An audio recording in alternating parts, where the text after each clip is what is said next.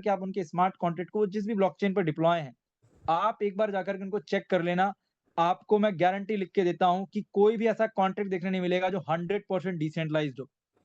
वहाँ पर आपको ओनर का एड्रेस मिलेगा ही मिलेगा, ऑपरेटर का एड्रेस मिलेगा ही मिलेगा, चाहे वो पॉलीगन में हो, चाहे सोलाना में हो, चाहे वो ट्रॉन ब्लॉकचेन में हो, चाहे वो बाइनेंस की ब्लॉकचेन में हो। लेकिन Tether DeFi one and only एक ऐसा स्मार्ट कॉन्ट्रैक्ट हमारे बीच में है जहां पर किसी प्रकार का कंट्रोल नहीं है। जस्ट आप देखिएगा, क्रिएटर का एड्रेस हमारे सामने है। क्रिएटर ने 12 दिन पहले इसको बनाया है, 11 दिन प्रोजेक्ट को चलते हो गए।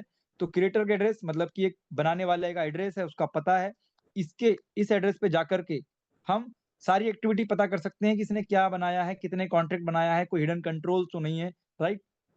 और इसके साथ में इसके कॉन्ट्रैक्ट सेक्शन में जब हम जाते हैं तो यहाँ पर आप देखिएगा, कॉन्ट्रैक्ट का नेम है टी35, कॉन्ट्रैक्ट का source code verified exact match. इसका मतलब ये है कि कोडिंग में जो दिया गया है, रीड कॉन्ट्रैक्ट में जाके आप रीड कर सकते हैं क्या क्या फंक्शन है, और राइट कॉन्ट्रैक्ट में जाकर के कोई भी व्यक्ति यहाँ से फंक्शन को कॉल कर सकता है, राइट।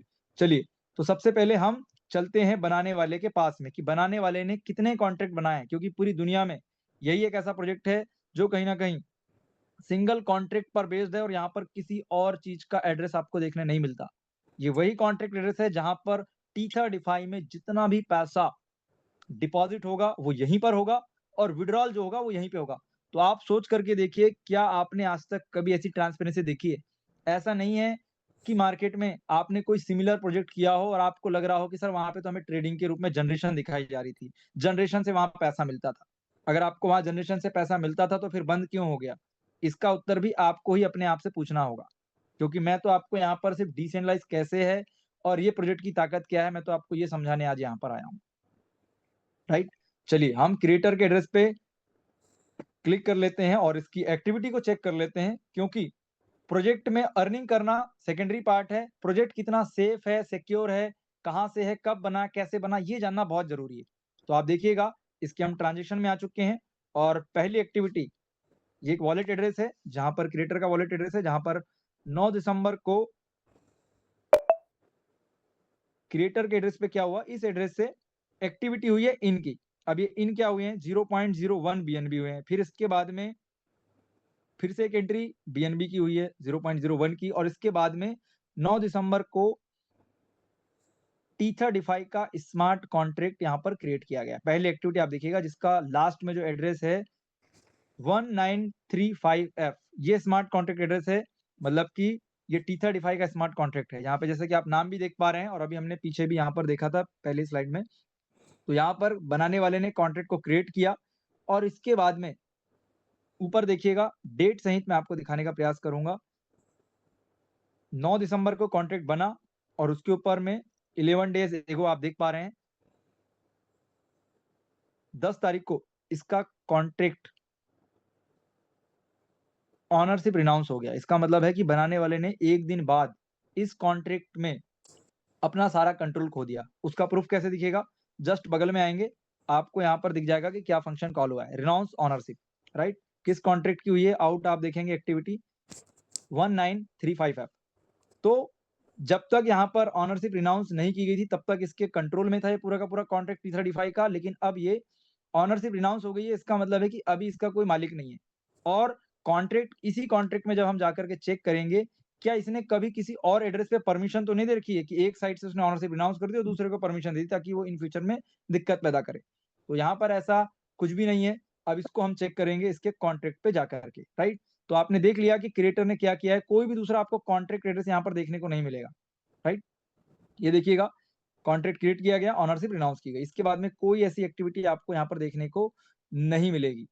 और इसी के साथ में प्रोजेक्ट में पारदर्शिता दिखाने के लिए आज तक मार्केट में, पूरी दुनिया में बहुत सारे क्रिएटर ने जो काम नहीं किया है, वो इस क्रिएटर ने किया है। इसके लिए आपको, इसकी ईमानदारी के लिए पूरे पूरे नंबर देने होंगे, क्योंकि इसने प्रोजेक्ट बनाने के बाद में अक्सर जितने भी क्रिएटर, डेवलपर, एडमिन या एमडी, सीएमडी, सीईओ जो नहीं करते हैं, वो ये कि प्रोजेक्ट में जिस वॉलेट एड्रेस से वो कॉन्ट्रैक्ट बनाते हैं उसकी प्राइवेट की कभी रिवील नहीं करते, क्योंकि ये एक बहुत बड़ा रिस्क फैक्टर होता है। क्योंकि उनको डर लगता है कि अगर हमने कोई प्राइवेट की ओपन कर दी तो हमारी कंपनी से कोई फंड निकाल लेगा, क्योंकि उनके पास में तो ये परमिशन होती है कई बार चीजें। तो यहाँ पर प्राइवेट की भी ओपन की गई है, जो कि जीता जागता प्रमाण है इस बात का कि इस प्रोजेक्ट में अगर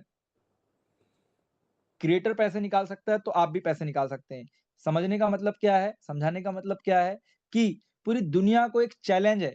ये लीजिए इस प्रोजेक्ट की प्राइवेट की और दम है, चैलेंज है आपको कि आप अगर इसमें से कुछ कर सकते हैं ऊपर-नीचे जैसा भी तो आप करके देख लीजिए, क्योंकि उसी वॉलेट एड्रेस से तो आपका ये पूरा का पूरा कॉन्ट्रैक्ट बना है, राइट? जब बना इससे है तो चेंजेस भी इसी से हो सकते हैं, सही बात है।